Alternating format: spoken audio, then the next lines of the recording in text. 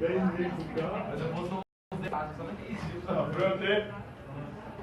Silêncio, virar pra frente, prestar atenção aqui. Semana passada, nós corrigimos a prova e eu iniciei a correção do trabalho. Qual que é a questão que ele parou aí?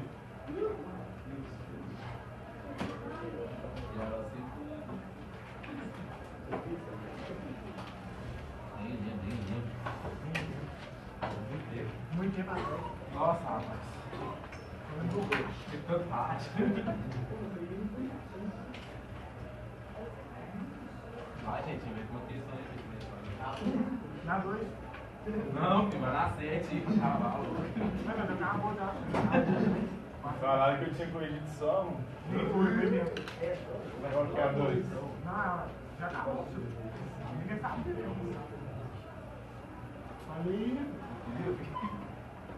Não, tá. Explica a virada linguística. Porque. Ah, não. A gente estava falando de filosofia analítica.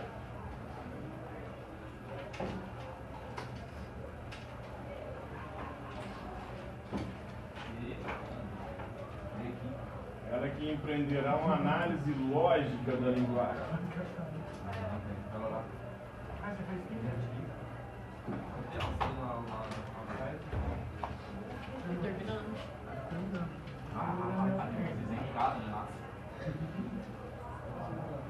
E analisar significa dividir em partes. Segundo a filosofia analítica, a maior parte dos problemas filosóficos não são problemas reais, mas são problemas oriundos ou advindos do mau uso da linguagem. Por isso que a filosofia analítica empreenderá uma virada linguística. Antes da gente pensar sobre a realidade, a gente tem que pensar sobre a língua ou a linguagem que a gente usa para descrever a realidade. Por isso que eles vão empreender essa análise lógica da linguagem para tentar abolir da linguagem toda e qualquer palavra ou toda e qualquer expressão que não tenha sentido, ou que seja contraditória, ou que não tenha sustentação lógica. A virada linguística foi justamente isso. Antes de pensar a realidade, a filosofia deve pensar a própria linguagem que usa para descrever a realidade. Para que essa linguagem seja pura e consiga descrever com precisão a própria realidade.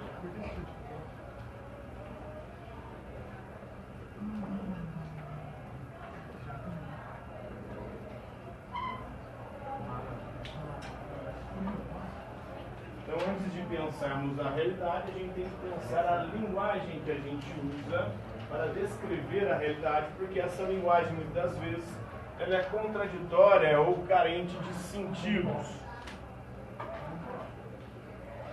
Próxima questão.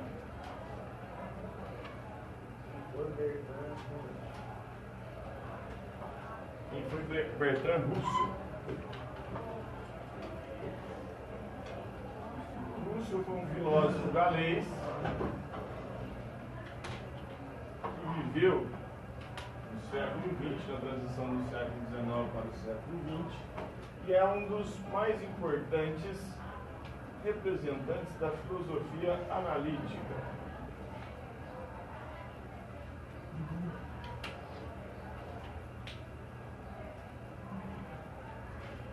Próxima questão.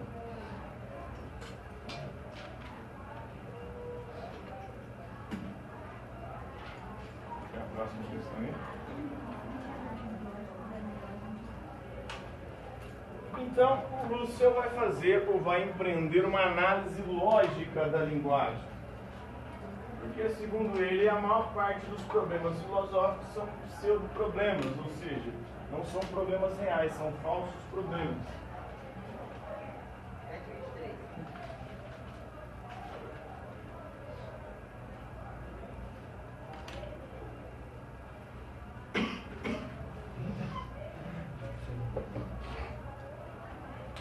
Então é preciso dividir a linguagem em partes para que você possa compreender parte por parte de uma expressão e assim ver se essa expressão possui um correspondente na realidade e se ela possui lógica. Uma questão, por exemplo, que não tem problema, que não tem sentido, que é uma pseudo-questão, um pseudo-problema, segundo o Bertrand Russell, é a pergunta sobre o que existia antes do Big Bang. Nada.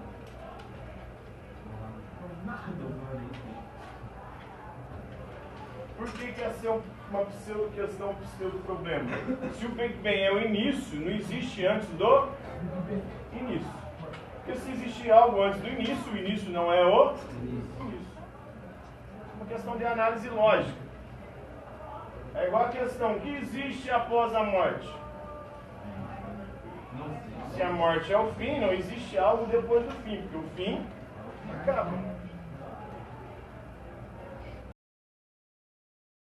No sentido, Deus é amor. A palavra Deus, ela possui um correspondente na realidade? Eu posso ver, posso ouvir, posso tocar Deus, sentir o cheiro, o sabor dele? Então essa expressão deve ser abolida da linguagem filosófica e científica. Porque não tem como você provar. Se Deus é amor, se Deus é óleo, se Deus é terra, é água, é ar. Pode dizer qualquer coisa de Deus, porque não tem como você provar. Então essa é a análise lógica que ele vai empreender. Próxima questão.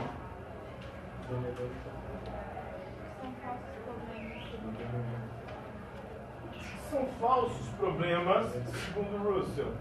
Ele chama de pseudo-problemas.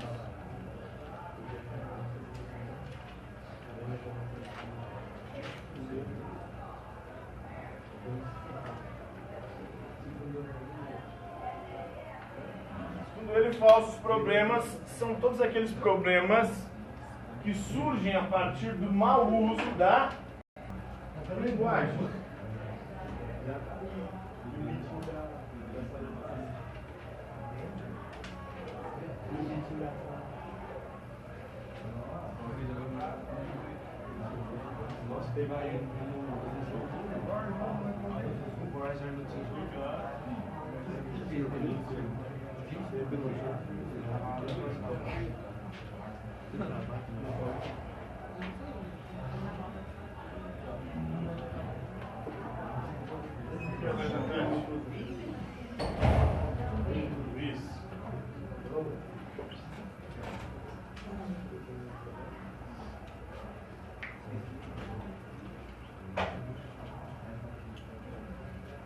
Então, como eu já havia dito, perguntar o que existe antes do Big Bang é uma pergunta sem sentido, uma questão sem sentido, um pseudo-problema. É um problema oriundo do mau uso da linguagem. Porque se o Big Bang é o início, não existe antes do início. Porque se existisse algo antes do início, o início não seria o questão de lógica. O que existe após a morte? Nada. E não tem como se dizer, porque se a morte é o fim da vida, não existe nada depois dela. Porque se existir algo após ela, não será o fim. E tem como você provar que há vida após a morte? Não. Então esse problema não pode ser um problema filosófico. Um problema carente de lógica e de sentido. Porque não tem nem como você provar que existe vida após a morte. E se a morte é o fim, não pode existir algo depois do fim, porque senão o fim não será o fim. Próxima questão.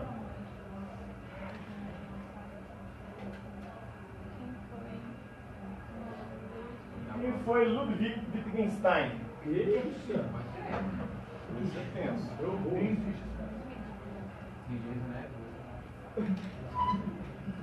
Filósofo austríaco,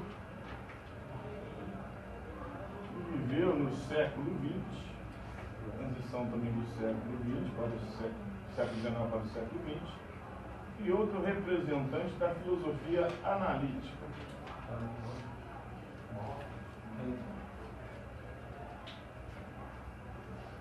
Próxima questão.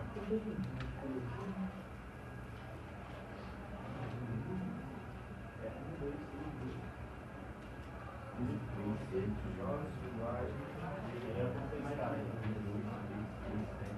Wittgenstein, no primeiro momento, ele tentou empreender uma análise daquilo que fosse carente de sentido ou que fosse contraditório, não tivesse lógica.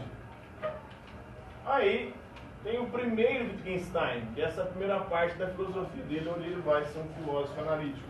Na segunda parte, ele vai meio que abandonar esse projeto de estabelecer uma linguagem pura, uma linguagem precisa para a filosofia. E aí ele vai elaborar o conceito de jogos de linguagem. Segundo ele, a linguagem é um jogo.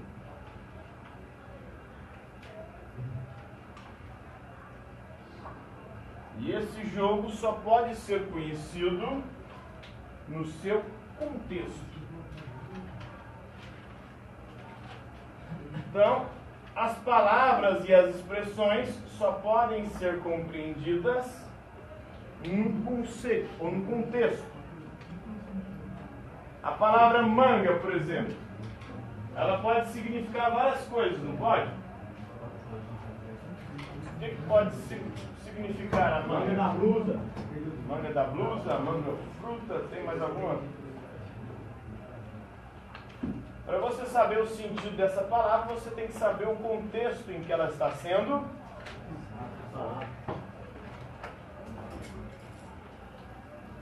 Então, toda e qualquer palavra, toda e qualquer expressão que nós utilizamos, ela só pode ser compreendida dentro de um contexto.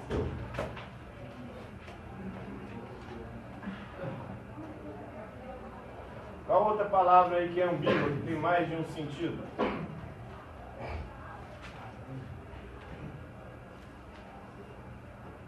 Nós temos o funk aí que usa e abusa das palavras de duplo sentido, não é isso? Esse é um funk proibidão aí.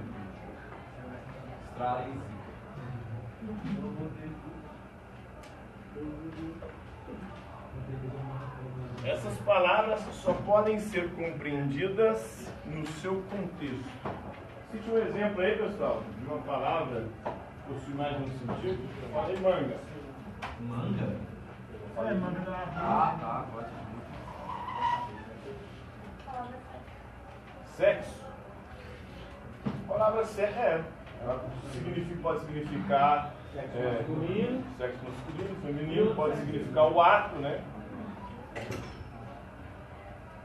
Então vai depender do contexto onde você usa essa palavra. Num questionário, por exemplo, que você preenche, tem lá sexo. Aquilo é um convite para você transar ou não?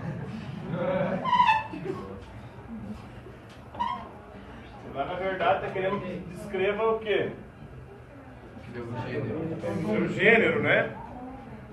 Se é homem, mulher, masculino, feminino.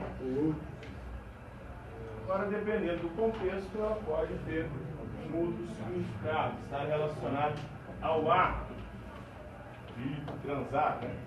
Qual outra palavra?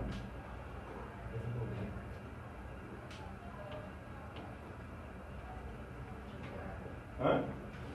Quicar? Quicar também, né? Quicar pode estar se referindo a quê? A bola, né? O que mais?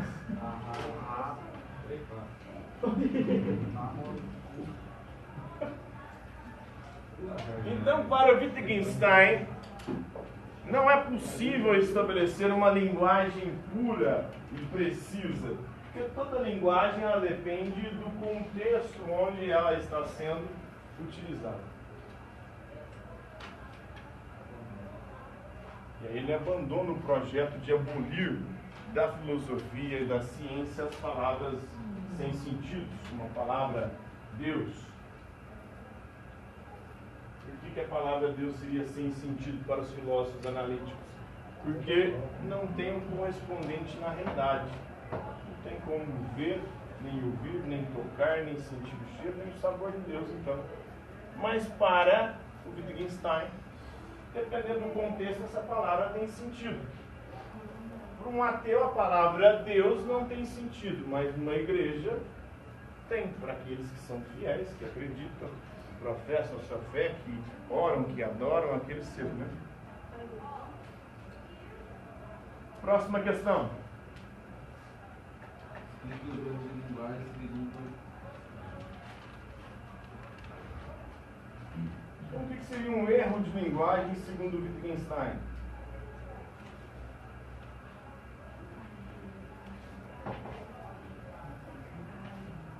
Para o Russell, o erro de linguagem, o falso problema, é aquele oriundo do mau uso da linguagem. Já para o Wittgenstein, um erro de linguagem é quando você tira as palavras e as frases de contexto. Isso acontece muito, acontece? Hoje na internet ocorre muito isso, principalmente para atacar pessoas, né? Tanto a direita quanto a esquerda tiram frases e falas dos rivais ideológicos de contexto para tentar o quê? Tirar algum tipo de vantagem ou denegrir o inimigo ideológico. Então, um erro de linguagem para Wittgenstein é quando você tira uma frase ou as palavras de contexto, porque aí não dá para você saber em que sentido aquilo ali estava sendo usado.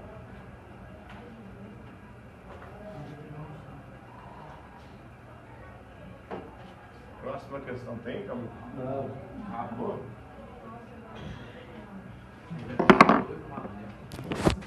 Agora é isto.